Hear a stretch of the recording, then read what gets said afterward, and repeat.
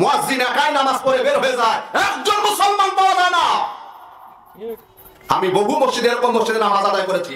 এই খাজুরা ইউনিয়নে আমি দুটি মসজিদে নামাজ পড়েছি, মাগরিবের নামাজ। শুধু মুয়াজ্জিন আযান দিয়েই একাই নামাজ শুরু করে দেয়, আযান শেষ ওখানেই নামাজ শুরু করে দেয়। আমি গিয়ে বললাম, ভাই আমি তো নামাজ পড়বো।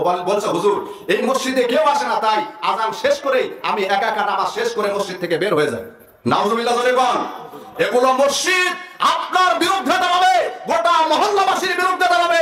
আপনাকে জাহান্নামে না নেওয়া পর্যন্ত ওই মসজিদ ধ্বংস হবে না, হবে না, হবে না।